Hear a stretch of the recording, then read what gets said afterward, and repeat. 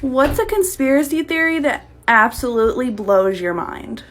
A real-world exercise tested the emergency response to a bioterror attack on the continental United States. The operation was called Dark Winter. Within just a few days, the simulation spiraled out of control.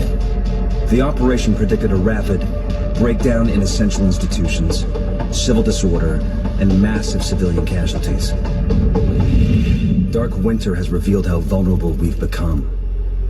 Our lifestyle, our security, our safety depends on a delicate and unstable economy. We've created a system so complicated that we no longer understand how to control it. Oil, power, shipping, transport. We live in a complex world. And the more complex it gets, the more fragile it becomes. The system is built on a global supply chain that gets things where they're needed, just in time. We've created a house just in time. We've created a house of cards. Remove just one, and everything falls apart. And what's fueling this system? Money. Americans can spend $90 billion in a single day of shopping. Last year, 200 million people swarmed their local stores on November 23rd. We call that day Black Friday. Did you know that a flu virus can survive on the surface of a banknote for up to 17 days? One day there will be a pandemic. It could begin during the crush of Black Friday sales. A pathogen will jump from tainted banknotes to human skin, onto food, toys, children, and loved ones. By the time patient zero feels the first sore throat, millions of people will already be infected. From this point, the breakdown will happen fast. Hospitals will reach capacity. Panic will strike. Day 2, quarantine zones will be established. Resources will be rationed. Transport will go into lockdown. Day 3, international trade will stop. The oil will dry up. The stock market will collapse. Day 4, the power will fail. The shelves will be empty. The taps will run dry. And once hunger and despair take hold, people will do anything for survival. By day 5, everyone will be a potential threat. In 2007, a new presidential directive was signed quietly into law. This maps out the government's response to a crisis, a plan to cope with a real dark winter. It is known as Directive 51. There are rumors of shadow agencies, sleeper cells, covert agents. Was no one talking about this? Outside of her New York jail cell today after a 15-month wait for the start of a trial for alleged sex trafficking of children, perjury, and enticement of minors while she was a close associate of the disgraced financier Jeffrey Epstein. Maxwell has been in solitary confinement at a Brooklyn detention center since shortly after her arrest in July 2020. Over the weekend, she gave a tell-all interview from her prison cell. Maxwell claims that she has been assaulted by prison guards purposely. Governors from across the country blasting Biden's border policies while the White House remains MIA. This as a shocking photo shows armed cartel members taunting law enforcement. National Border Patrol Council President Brandon Judd was with those governors yesterday, and he joins us now. Brandon, great to see you as always. Why aren't those frightening images that we just saw causing this administration to do something? Yeah, those images are disturbing, and I hope that they disturb the viewers at home. But to law enforcement like myself, it's not surprising. My agents and I, we understand that these cartels are in it for. Please watch. Follow for more.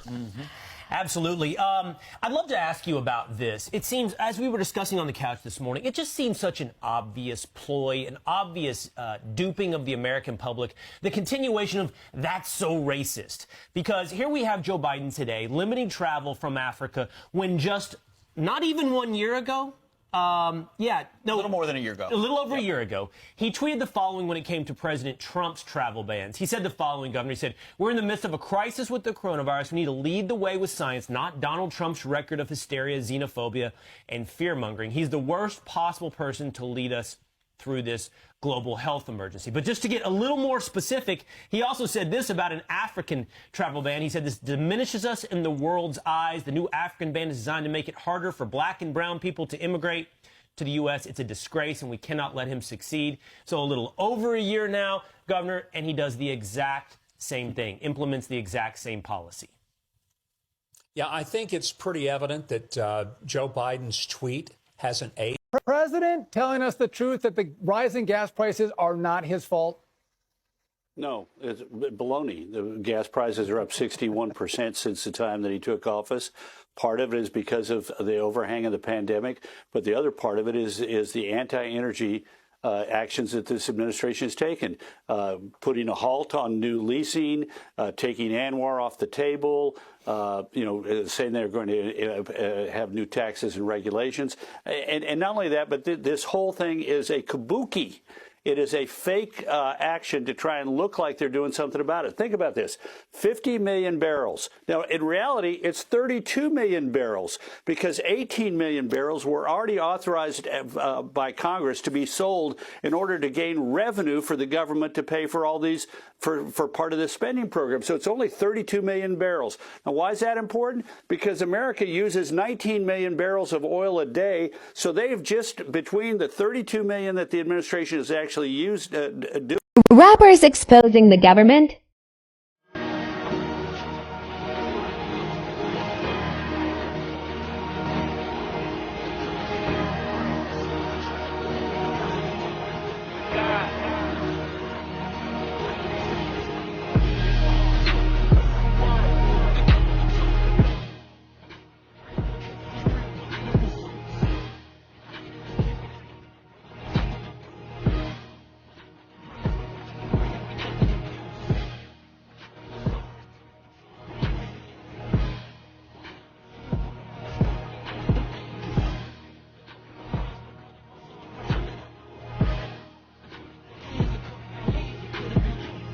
Rappers exposing the government Part 3. Real wake up.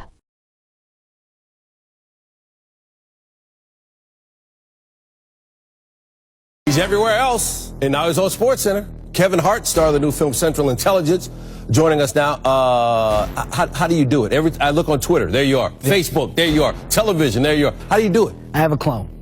I was going to say that. There's two of you. Cat's out the bag, okay? It's about a good 3 of me. We broke it. They didn't want to release it yet. This is major news that I'm giving you. All right. I'm the first person to ever use it. I'm cloned. Okay, I appreciate it. That's why I'm able to do all that I do. All right. Our administration believes that there are loopholes that could allow the cloning of human beings if the technology were developed. Therefore, today I am issuing a directive that bans the use of any federal funds for any cloning of human beings. Effective immediately, no federal agency may support, fund, or undertake such activity. That attempting to use known cloning techniques to actually create a human being is untested, unsafe, and morally unacceptable.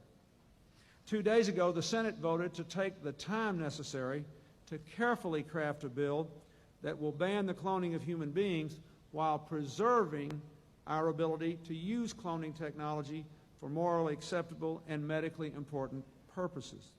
False. My first gen was born in Jersey. However, I was cloned by Clonate in Canada.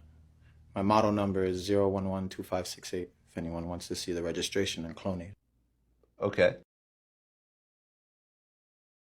When I was cloned, they wiped a lot